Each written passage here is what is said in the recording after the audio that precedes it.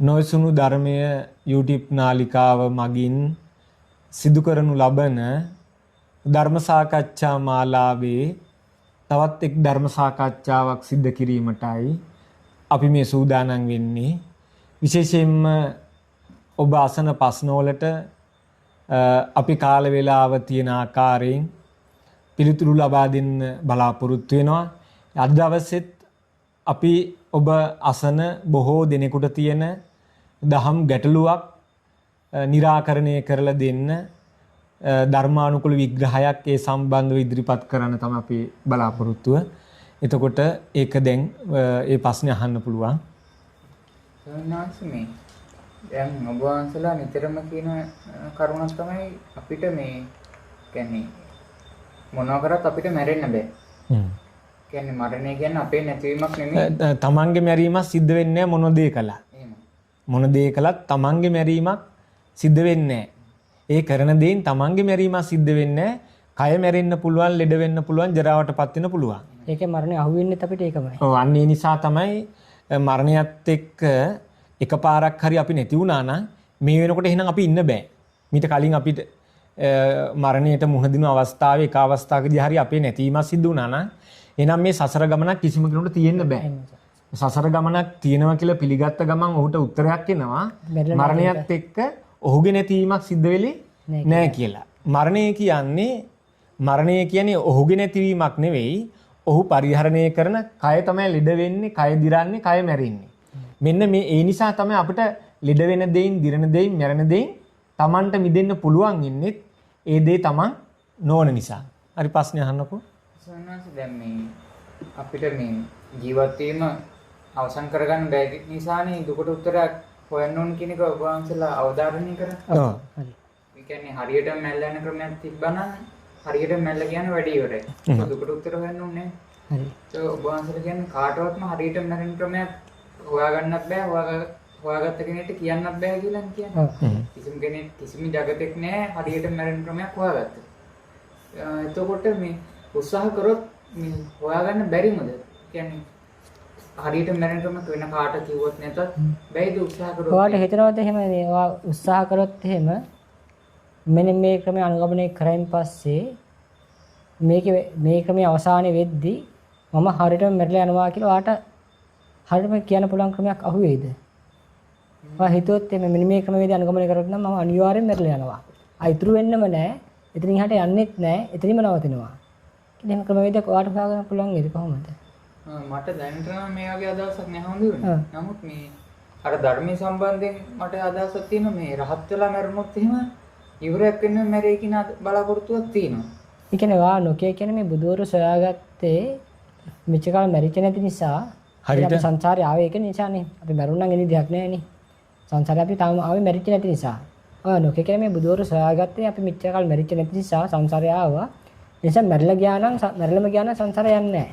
ඒ නිසා මේ මරණය හරියට මැරෙන ක්‍රමයක් තමයි මේ සංසාරේ මේ බුදුරු සොයාගත්ත කියන එක නේද කියන උත්සාහ කරන්නේ. එහෙනම් බුදු ඊට මේ ආරෂ්ඨාංග මාර්ගයේ නම දුක්ඛ නිරෝධ කරන මාර්ගයද නැත්නම් හරියට මැරෙන යන මාර්ගයක්ද? දුක්ඛ නිරෝධ කරන මාර්ගය කියලා තියෙන්නේ. නමුත් අර යම් කෙනෙක් ආරෂ්ඨාංග මාර්ගයේ අනුගමනය කරොත් මේ හරියට මැරෙලා යන්න බෑයි. රහත් වුණාට පස්සේ කියන්නේ එයා දුක නිරෝධ කරන මාර්ගය අනුගමනය කරා. හරි. හරියටම අනුගමනය කරපු නිසා තමයි එයා රහත් වුණාද. හරි. ඒකට රහත් වෙලා එයා යම් වෙලාවක මරණයට මුහුණ දෙනවනේ. ඒත් සමගම අර ඉවරක් වෙනම උන්වහන්සේ මැල්ලම. මේ ආරෂ්ඨ මාර්ගයේ තියෙන්නේ පරිපූර්ණ වෙන්නේ හරියට මැරලා යන ක්‍රමය. ආරෂ්ඨ මාර්ගය පරිපූර්ණ සම්පූර්ණ වෙන්නේ සම්පූර්ණ මැරලා යන අවස්ථාව තුළ. කියන්නේ දුක සම්පූර්ණයෙන්ම අවසන් වෙන්නේ ඒ අවස්ථාව තුළ.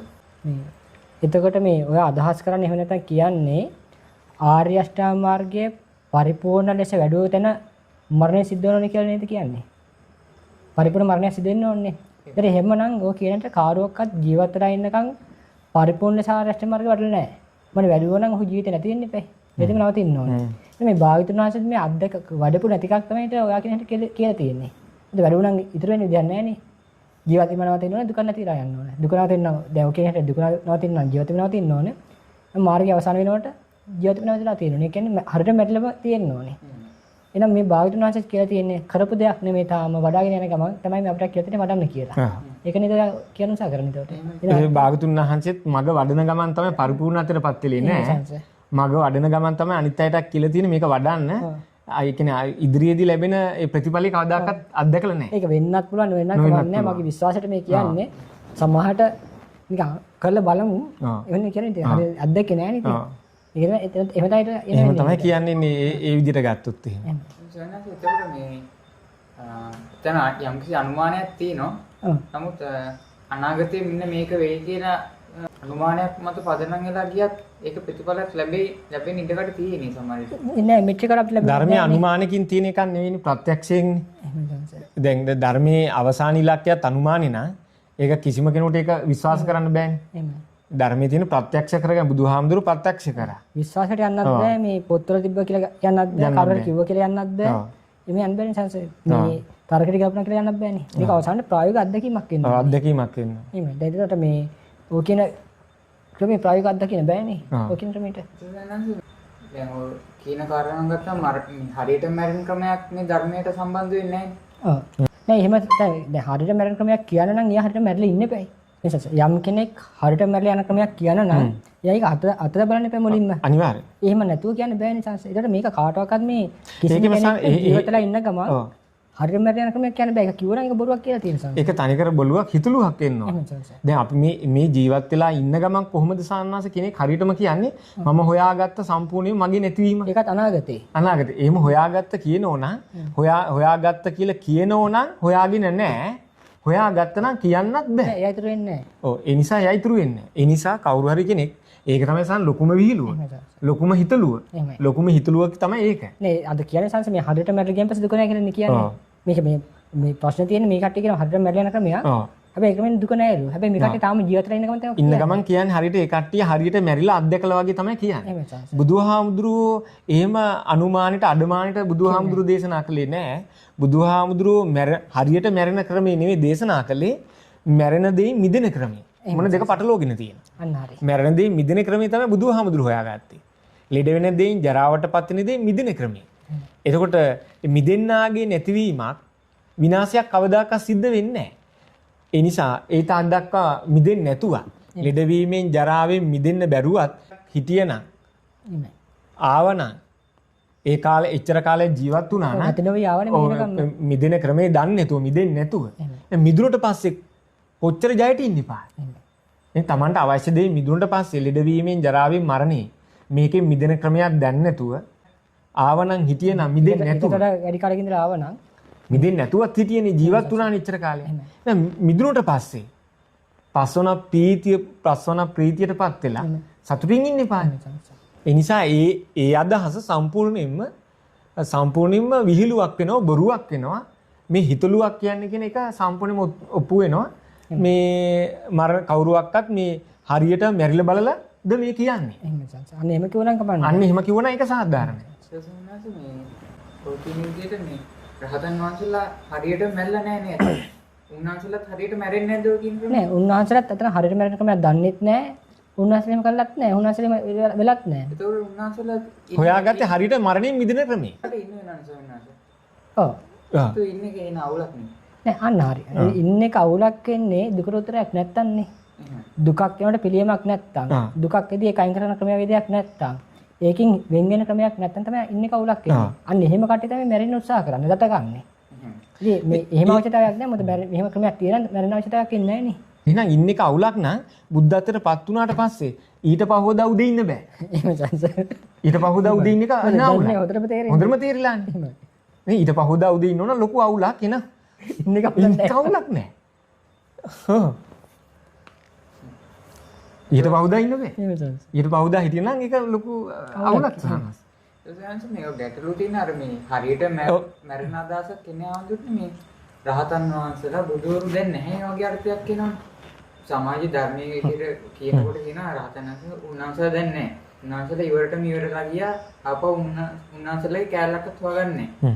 ඒකෙන් අදහස් ඒ කියන්නේ අපිට සාමාන්‍ය හෙනකොට තියෙන උන්වහන්සේලා ආපහු නැහැ කියන්නේ උන්වහන්සේලා හරියට මැරලා ගියා වගේ අදහසක් තමයි ධර්මයෙන් දෙන්නේ. ඔව්. එතකොට මේ රහතන් වහන්සේලා නැහැ කියන්නේ මේගොල්ලෝ මොකක් පදනම් කරන්නේ? අන්න හරි. මේකට ඇත්තටම ඒකට හේතුව ගන්න ස්කන්ධ පහ රහතන් වහන්සේට ගත්ත නිසානේ. ස්කන්ධ පහ තමයි රහතන් වහන්සේට ගත්තයින් පස්සේ මේකට ගන්නේ ස්කන්ධ පහ නැති වුණොත් රහතන් වහන්සේ නැහැ කියලා. දැන් මේකට කියා දෙන්නේ මොකද? ස්කන්ධ පහ නැතුව නැතින ක්‍රමයක් නේ. ස්කන්ධ පහ ඒකට කියන්නේ සංසාරයේ ස්කන්ධ පහක්. දැන් ස්කන්ධ පහ මේ සංසාරේ යන එක නැත්තෝ නම් ඒ තමයි රහත් වේ කියලා කියන්නේ. ඒ කියන්නේ මේ නිවන කියලා කියන්නේ. ඉතින් මේ කට්ටිය මේ මෙච්චර අනාත්මය කියන්නේ ස්කන්ධ හැසිරුනේ.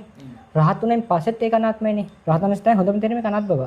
හැබැයි මේ අය කියනවා එහෙනම් ඒ විදිහට ගියන් පස්සේ ස්කන්ධ ආත්ම කළා. ඇයි මෙතනින් පස්සේ ස්කන්ධ වැඩ කරන්නේ නැහැ. අන්න තමන්ගේ වශයෙන් අරගෙන නැත්තු ඒක. අන්න බාධනවාසේ අනාත්මය කියපු ස්කන්ධ මේ කටි පෙරණ උසකට මොකද? ආත්ම බව. ඒ කියන්නේ ස්කන්ධ පහ නැත්තු කියලා කියන්නේ රහත් උනෙන් පස්සේ. ඒ කියන්නේ නිවන කියලා කියන්නේ මොකද? ස්කන්ධ පහ ඉතින් පස්සේ නැහැ කියලා කතාවනේ කියන්නේ. ඒ නිසා උත් නැහැ කියලා මේ කතාවන්නේ කියන්නේ. ඒගොල්ලෝ ස්කන්ධ පහක් විතරයි නම් තියෙනවා කියන්නේ. එතකොට ස්කන්ධ දුකට නෑ ආයතේ ස්කන්ධ දුකයි. ඒක ස්කන්ධ පහ විතරමයි තියෙන්නේ කියනවා නම් ඒකෙන් අදහසින් තියෙන්නේ දුක විතරමයි කියන්නේ. අන්න රයිට්. එතකොට තියෙන්නේ දුක විතරමයි නම් ඉඳලා තේරුමක් නැහැ කියන අදහසට එනවනේ. තියෙන්නේ දුක විතරමයි නම් ස්කන්ධ පහට අමතරව තව මොකක්වත් නැත්තම් තමන් නැත්තම් තියෙන්නේ දුක විතරමයි නම් ඉඳලා තේරුමක් නෑ. එතකොට මේ නිසාත් නේද මේගොල්ලෝ මේ ඉන්න එක නැති කරගන්න මේ අදහස් කරන්නේ. ඉඳලා තේරුමක් නැති නිසා. ඉතින් ඒකනේ භාවිතනස කිව්වේ ඔය ප්‍රශ්නේ මතුවෙන නිසා නම් කිව්වේ භාවිතනස පැහැදිලිවම කිව්වේ ස්කන්ධ පහ දුකක් කියන එක. එහෙම කියන ගමන් අපි දේශනා කරන ගමන් අපු කිව්වේ මොකද්ද? නෑ සැපයක් තියෙයි කියලා කිව්වා. නේ ස්කන්ධ පහ දුක කියලා නිතරම කියපු කෙනෙක් සැපයක් ගැන කතා කරන්නේ මොකද්ද? එනේ ස්කන්ධ පහෙන් වෙන් වෙලා ඉඳීමේ හැකියාවක් තියෙනවානේ.